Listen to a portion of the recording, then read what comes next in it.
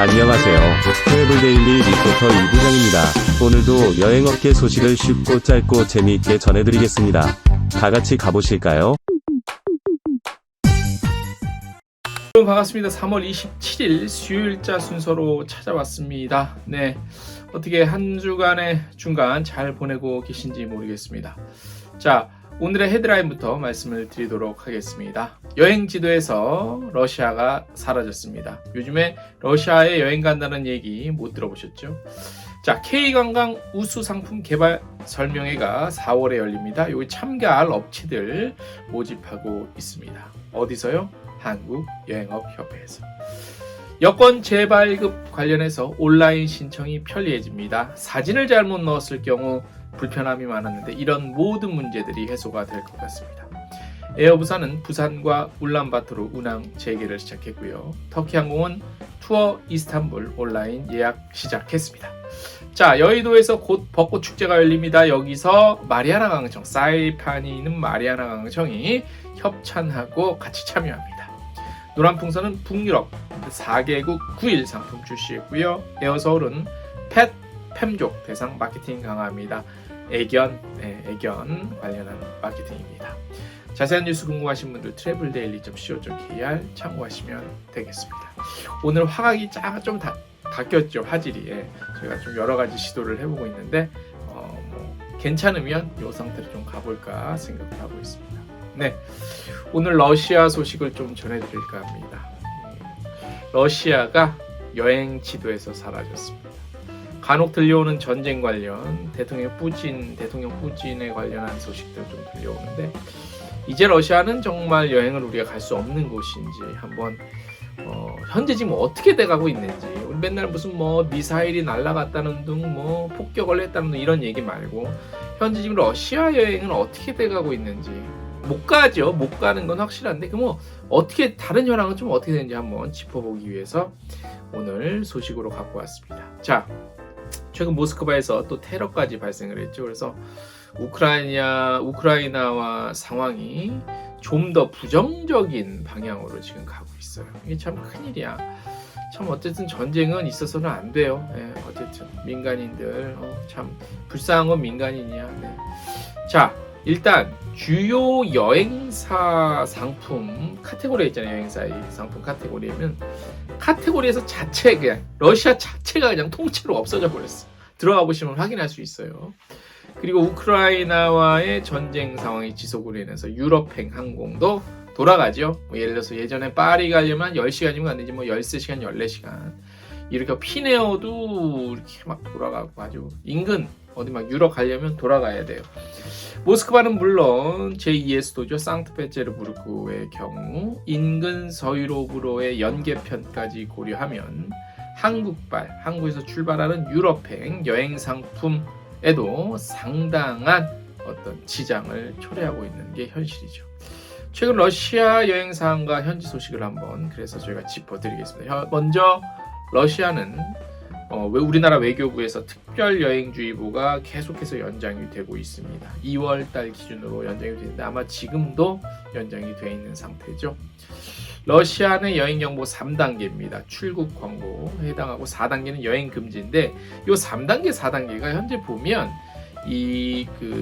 사실 이 3단계, 4단계가 발령된 게 러시아와 우크라이나의 경계선 부분이에요. 그래서 모스크바와 상당히 좀 거리가 있고 상트페테르부르크랑도는 더 거리가 좀 있어요. 그래서 요 접견 지역 아니면 사실 크게 전쟁의 어떤 불안감은 사실 여행자 입장에서 보면 없다고 할 수 있는데 그렇다고 가라는 얘기는 아니고요. 자, 그런 것들을 좀 보시면 되고 그 다음에 우리나라 사람들이 아시다시피 특별여행주의보 이런 거에 그냥 둔감하잖아. 그러거나 말거나 이러잖아. 그래서 어쨌든 전시 상황이기도 하고 지금 현재 국제사회에서 제재가 좀 돼 있어요. 이런 것들만 풀리고 항공편 정상화되면 모스크바와 또 이제 그 상트페테르부르크 여행 언제든지 좀 재개될 수 있지 않을까라는 전망도 물론 있어요. 그러니까 당연한 얘기지. 당연한 얘기예요. 자, 항공편 같은 경우 직항 노선은 지금 전무해요. 한국에서는. 그래서 경유를 통해 갈 수 있는데 보통 24시간 30몇 시간이래요. 예, 그래서 모스크바 기준, 모스크바 그 무슨 공항이죠? 거기가 쉐르메츠바 공항, 쉐르메츠바 공항이 기준으로 하면 그래요. 그래서 제가 한번 해봤어요. 이 기사 쓰기 위해서 스카이스캐너 검색해봤더니 인천 모스크바 항공편 딱 검색하니까 검색 안 되면서 바로 위에 그 메시지가 떠요. 현지 국제사회의 제재에 따라서 러시아 내 여행 컨텐츠는 표시할 수 없습니다라고 이렇게 메시지가 잡혀요. 그래서 아예 직항 검색이 스카이스캐너는 안 돼. 그런데 다른 플랫폼, 제가 네이버에서 아마 플랫폼에서 한번 항공 검색을 해봤더니 중국 항공사를 통한 경유 비행은 운항은 있어요. 운항편은 있어요. 중국 남방항공의 경우 인천 갈 때는 인천, 심천, 모스크바인데 올 때는 모스크바, 광저우, 인천 요건데 평균 경유에서 거기서 머물고 갈아타고 이게 한 시간이 한 36시간 정도가 돼요. 항공가에 그렇게 비싸요? 안 비싸. 끼케야 100만원 초반대 아니면 100만원, 90 몇만원 뭐 이런 것도 있는데 36시간, 최소 30시간 이상은 경유를 해야 돼요.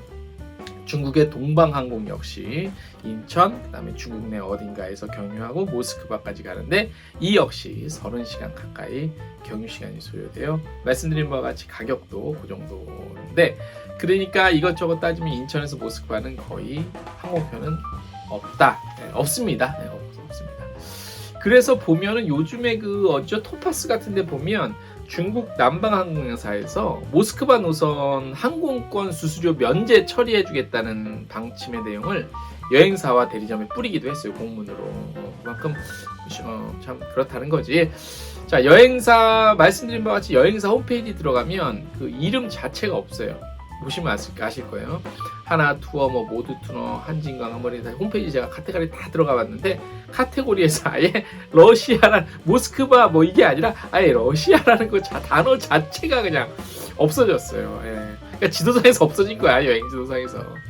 자, 러시아에서 가이드 활동을 해온 제가 아는 또 지인분들도 있어요. 그래서 제가 메신저로 이렇게 좀 여러 가지 좀 물어봤는데 사실상 이제 그 코로나 팬데믹 때부터 뭐죠? 없어요. 저기가 업무를 못했고 그런데 이제 또 좀 풀릴만 하니까 이제 전쟁이 나서 그래서 뭐 지금 이제 다른 일 하고 계시대요. 그래서 더 중요한 건 근데 이제 이분들이 말씀하시는 게 러시아에 대한 인식이에요. 전쟁이 끝나도 항공편이 운항이 돼도 러시아가 전쟁 뭐 이렇게 관련한 이런 얘기들 때문에 인식 자체를 좀 바꾸는 것들이 좀 필요하지 않을까 우려를 하시더라고요. 아무래도 뭐 항공인사람이 안 가고 다른 데 가면 그만이지만 거기에서 그런 관련 업에서 먹고 사시는 분들은 이게 또 중요하잖아요. 그죠? 예.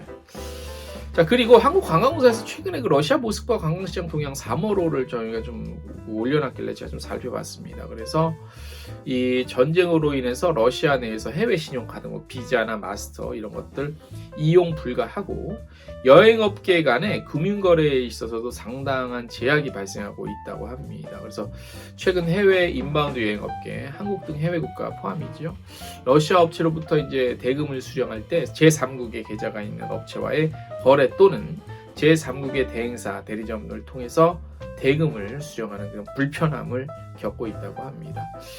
자, 어쨌든 그 비우호국, 우리나라도 현재 좀 비우호국에 좀 글쎄 우리나라만 그런 거야? 아니면 러시아에서는 아직까지 우리나라를 이렇게 좀 우호국으로 보고 있는가? 그것까지 제가 모르겠습니다만 그래서 아무튼 여러 가지 불편한 사항들이 계속 이어지고 있고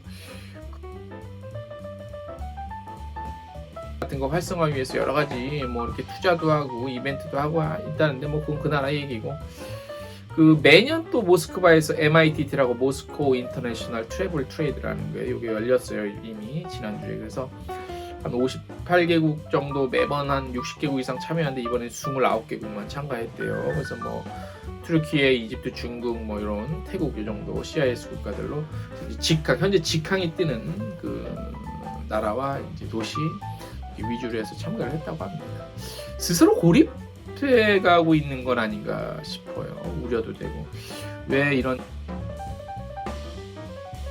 우려스럽기도 합니다. 왜냐하면 러시아가 꼭 러시아 자체뿐만이 아니라 거기가 최종 데스티네이션이 아니다 하더라도 그 경유에서 지나가는 뭐 터키 쪽도 튀르키예 쪽도 있고 유럽, 동유럽, 서유럽, 북유럽 거기 경유해서 가는 편도 무시 못하거든요.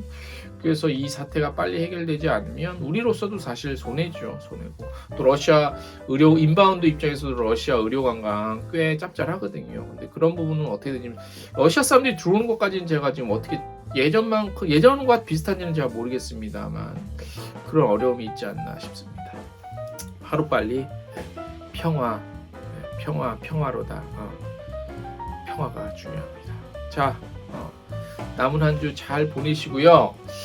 저희가 공지를 좀 드리면 저는 작년에 하던 대로 비슷하게 가면 그래도 좀 잘 된다기보다 평균 정도는 할 수 있을 거라고 생각했는데 제가 봐도 컨텐츠의 어떤 그 기획력도 조금 바꿔야 되지 않을까라는 심각한 문제의식에 부딪혔습니다. 그래서 매일매일 저희가 하는 거는 세로 형태로 해서 1분 내로 숏으로 진짜 1분 내에서 가능하도록 숏으로 매일매일 영상을 올리고 매주 금요일이나 주말쯤에 한 주간의 주요 뉴스를 좀 더 깊이 분석해드리는 그런 식으로 좀 요 동영상 컨텐츠를 가져갈까라고 지금 고민 중이에요. 그래서 만약에 그렇게 하게 된다면 아마 4월부터는 한번 그렇게 좀 컨셉을 바꿔서 시도를 해보는 것도 좋지 않겠냐. 숏 영상으로 매일매일 데일리로 올라가는 거 숏으로 세로 형태로 요즘에 또 이게 세로 본능이라 그죠? 그래서 그런 거를 좀 고민을 하고 있습니다. 그래서 한번 좀 의견 있으시면 남겨주시면 대단히 고맙겠습니다. 오늘 여기까지. 안녕.